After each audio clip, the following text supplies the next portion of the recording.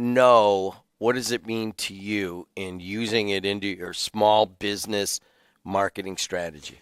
Oh, it's a great word. So when I say no, it means that what you're proposing to me is not worth my time, right? So time is, we've mentioned this a million times on this podcast, that time is your most valuable asset.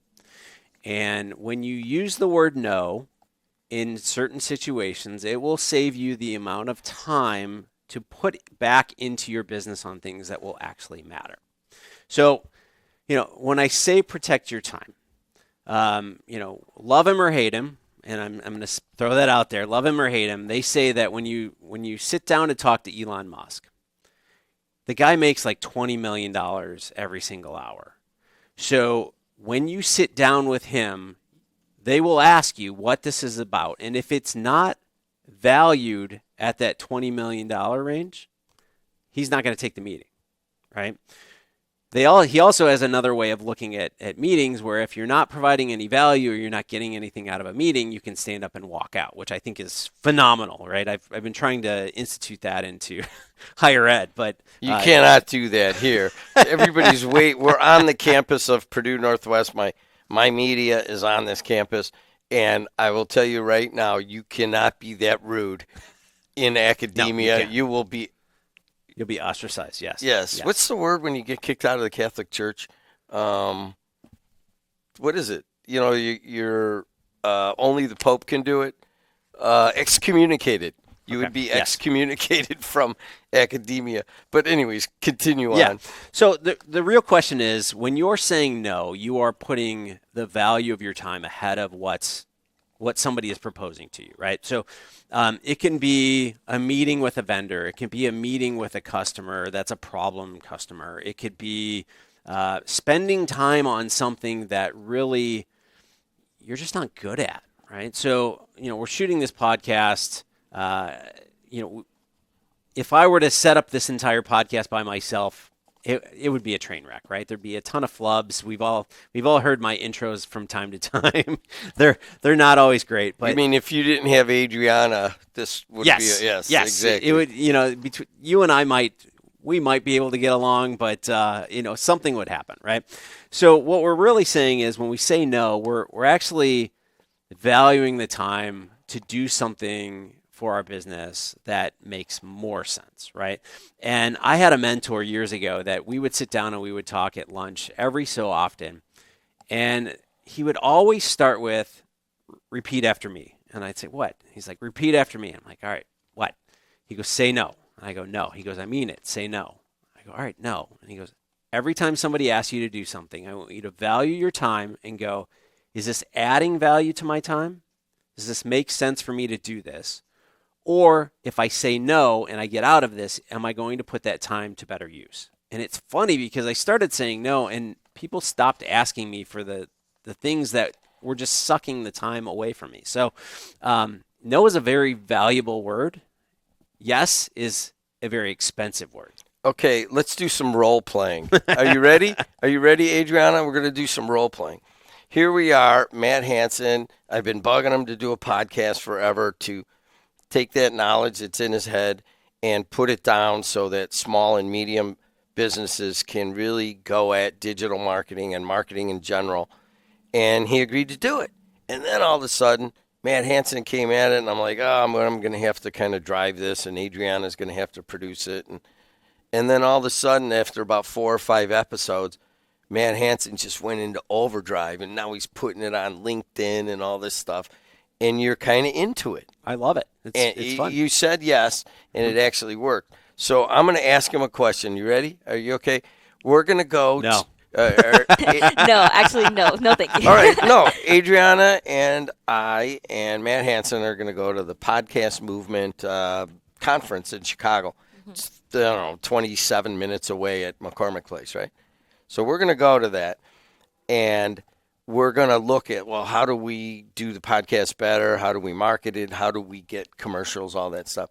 But the other side of that conference is, how do you do it from the business side? How do you set up a podcast network? So would you, this is the question, what do you think he's going to answer? I'm waiting. Would you consider going into business with me on a whole network of podcasts and not just your podcast? I would love to have the conversation. And the reason that I say that. Wait a second. He said maybe. I didn't say yes or no, did I? No. No, because He's open to it. Because here's the thing, right? So I have found something that I actually enjoy doing, right? And there are things that I say no to all the time that I'm just literally, I said no to a couple things yesterday at work, and it was one of those, they asked me a question, would you be willing to do this? I said, absolutely not. It's not something that I'm really interested in doing. From a podcast perspective, you have noticed, I'm looking at this from a business perspective, right? So we are on episode 19. We're interviewing not only myself and yourself, but we're interviewing experts. I mean, we had Greg Gifford on the last episode in episode 18. He's traveling the world talking about SEO. Extremely, extremely intelligent individual. Why is that interesting to me? It's interesting to me because I'm learning as much as I'm giving out, and I'm trying to provide value to individuals. So when I listen to podcasts, what I do typically is I listen to 1, 2, maybe 3 of them, and I see what is their style. Is it a pitch for something they're selling? How are they looking at this, right? I love what we're doing here. We're providing one bit, at a minimum, one thing that you can walk away every single time you listen to the podcast. When you mention a business side of things, those people that know me, I'm a serial entrepreneur, right? So I have started multiple businesses. I'm part of multiple businesses. I'm in things that I never thought I would be into. Now, am I 100% in on some of them? No. I'm a silent partner in whatever it may be. But if there's something that I'm of extreme value that I see, I can learn so much more. I can start to learn this and put it towards my own use as well, but it's also going to benefit me, and it's not going to do anything that's going to take drastic amounts of my time, right? Like I'm not going to spend 12 hours a day working on somebody's podcast here, right? Like we talk about automation a lot and how we use technology and AI and all this other thing. So from that perspective, when you ask that question, that's why I didn't say no, because there's all of this stuff out there that we can do, and it's not going to be a drag on the time. So that's why I didn't say no. If you came to me and said, hey, Hanson, I want you in this studio for 12 hours a day, and I want you to spend $1 million on what we're going to do, I'm going to go, bye, right? It's getting warm. Tomorrow's supposed to be like 73 degrees. If you know anything about me, I do not want to be locked in an office or in a studio when it's 73 degrees. I want to go golfing. I want to enjoy the day. But so does that answer your question? Well, it wasn't just role playing. Yep. I mean, I had to eat away at him to sit down and do the podcast. That took over, and we have so many podcasts around us of people that are very talented. Not just already here, but there's some on the campus too. Right. And so the whole idea is, well, let's just aggregate them and see what happens. And we already have all the equipment. We already have the infrastructure for it. So it actually is and we already have the talent. So it's a pretty inexpensive venture, but it would take a little bit of time. So we have it on tape, Adriana. You heard it, right? Mm-hmm. When we go to the conference, he's got to sit in on some of the business stuff too, all right? Mm-hmm. All right. She's making a contract, by the way. Oh, she's putting that together. It's not binding. She's only a senior. Yeah. Let's go on with this. The power of saying no. We did a little exercise there, I guess. I love this one because one of the main things for the small and medium sized business person is the big B word. And you know it already if you have a business and you're stumbling across this podcast. And that's burnout. Oh, yeah, without a doubt. I mean, let's be honest. You're a small business owner. You are working 24/7. You're going to bed. We joke in marketing that your brain is always going. When you're a small business, your brain is always going as well, right? So you're always thinking about what's next. What do I need to do? How do I do this? Do I have enough time in the day? Who am I going to find to do all this stuff? So let's think about you as a car, right? So if you jumped in your car and for 12 hours, 15 hours a day, 7 days a week for 365 days, you drove that car on autopilot. Like you just never stopped. Or even worse, you're in downtown Chicago traffic, stop and go, 12 hours a day. What do you think is going to happen to that car? It's just going to get burned out, right? Like I remember the first car I ever bought. I drove downtown Chicago and went through that traffic. And in a matter of 2 years, that car was totaled, right? The transmission was going to go out. It was just beat up. That's how we are as well. So if we're constantly saying yes to everything that comes in our door, they want you to go talk at a chamber event. You have a conference that you want to go speak at. You have customers that want to see you in person. So now you got to get in the car and drive all over the Midwest. I mean, these constant needs are going to break you down. So you have to start saying no, right? So you don't travel to work every day in your car. You stop driving every day. Maybe you go once a week. And I know I'm going back to the car example, but use no in those times that get out of the burnout. Because quite honestly, I see owners that have burnout constantly. And I ask them, what's wrong? And they're like, I'm just trying to do everything and I can't do it all. And I say, well, what do you enjoy doing? Like, well, that's not the question. I go, no, that's really the question, because then you got to start saying no to the things that you don't enjoy doing and find resources that you can do it, right? So technology, we've talked about AI and AI agents and, different things that you could do. Can you take some of that stuff off your plate and, get that out of the burnout situation? And that's really, find the things that you're happy doing, not that you hate doing. Cal Newport puts out, I thought was a landmark book, and he does it on his podcast called Slow Productivity. Talks a lot about this, about being able to focus on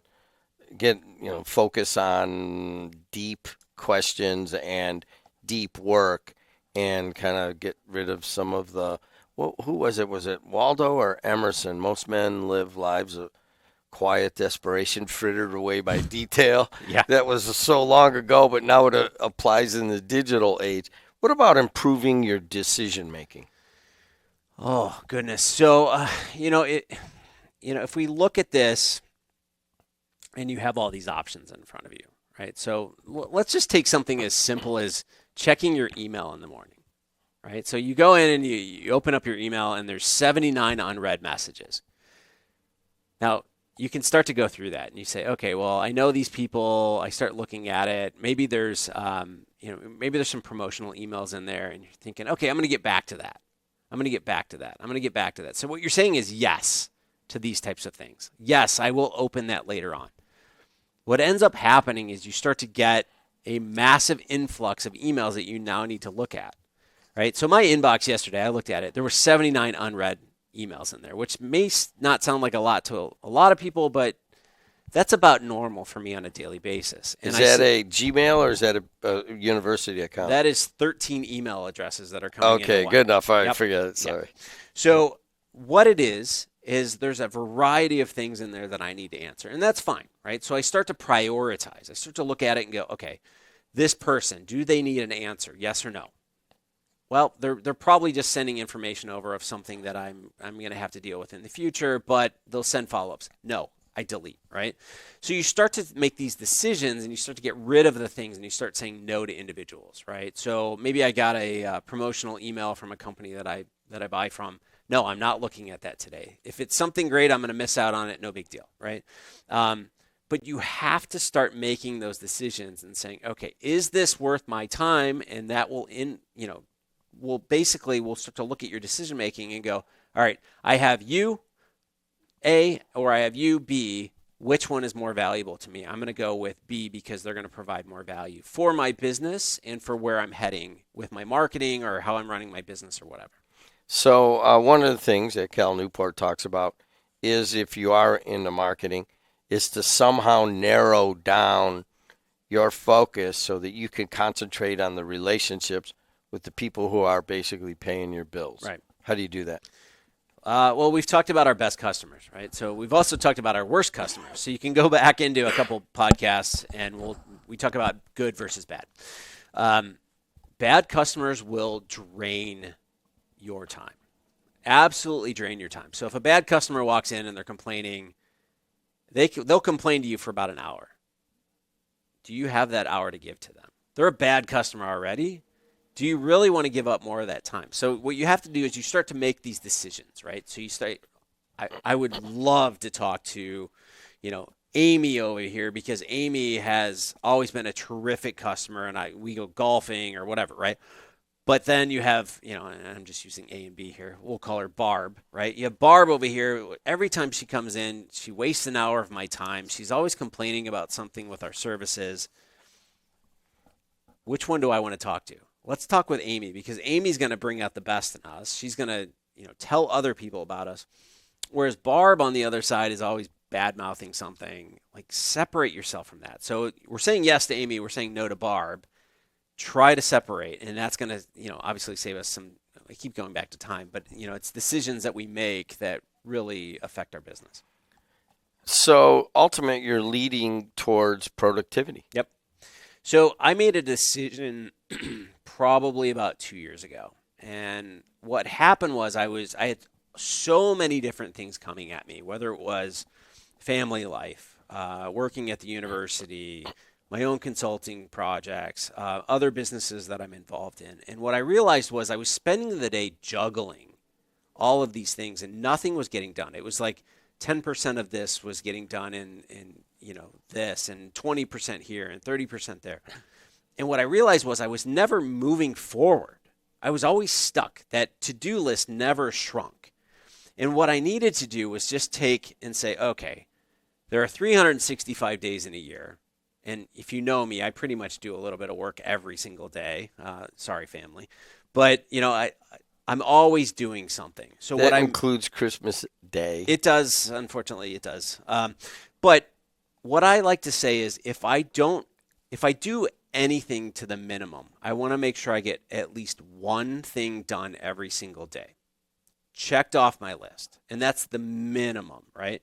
So what we're saying is at the end of the year, if you're working towards a goal, and you do one thing, and you're doing a huge project, and if you just do one simple thing every single day, at the end of the year, you'll have done 365, tasks towards what you were trying to do, and you're moving forward on that. So you're accomplishing something every single day, right? So if I'm saying yes to everything else that's out there, right, everything that comes at me, if I'm checking my email every morning, and now I've got 15 new things that I have to do, I'm saying yes to those as well. Nothing is getting done. I need to say no and just say, all right, I'm going to focus on one, accomplish, go to the next. I'm going to try and get 2 done today. Okay, great. 2 accomplished. The next one, 3 accomplished. All right, now I've done 3 today. By the time, if I keep that pace up, then I'm going to get almost 1,000 things done every single year, right? So say yes to the things that you can accomplish. Say no to the new things that are being added to your list, and start to literally check things off. Ultimately, small, medium business that we're talking to, not just the owners, but people who work in them and contribute and, drive the 99% of businesses in America, which are small and medium. Mm-hmm. Ultimately, you're trying to make money. Right.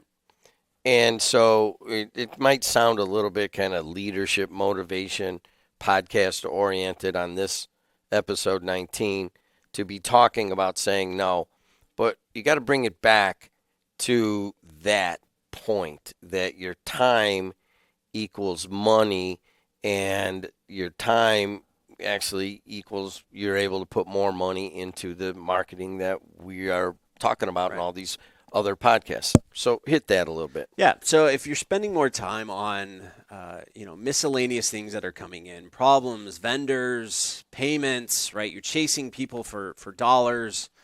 It's pulling away from you promoting your business, which means that you're not going to be driving more customers in. So what we have to understand is we have to start automating some of these things, finding resources that we can provide or that we can hire, and take those things off of our plate, because time does equal money. I know it's been said a million times, but if not more. But if I put $1 out there and I only get $1 back, we're not going to be in business very long. But if I put $1 out there and I get $100 back, that's a great business model, right? You would do that all day long. It's the same idea here. If you put an hour of time out there and you get nothing really in return, why are you doing that? right? But if you put an hour out there and it's paying off huge dividends down the line, work on that and put the other things to your employees, somebody that that you can hire, a consultant, whatever it may be. Find somebody to do those types of things and free your time up, right? You would never invest in the stock market, put $1 in, and 50 years down the line you get $1 back. The idea is to put money in to then build something over the long haul. So from a marketing perspective, what we're trying to do is put the hours into marketing to promote our business that's going to drive new customers in and our old customers in and do a phenomenal job at it. So we're investing, and our time is the investment that we're putting into it. So he's Matt Hansen, I'm Jed, and we are actually live on radio and TV this week because we could. And we want to leave everybody with something to do for next week. What is it? Yeah, just do me a favor. The next time somebody asks you to do something and you look at it and you're like, I really don't want to do that, just say no. Just do that one time this week. Now, I do this every day, but do it one time this week and see what happens. Because most people are like, okay, that's fine, and they'll walk away, right? You'll feel a little guilt when you start to say no often, but realize that you are saving time, tons and tons of time, and you're not committing yourself to things that you just don't want to be part of anyway.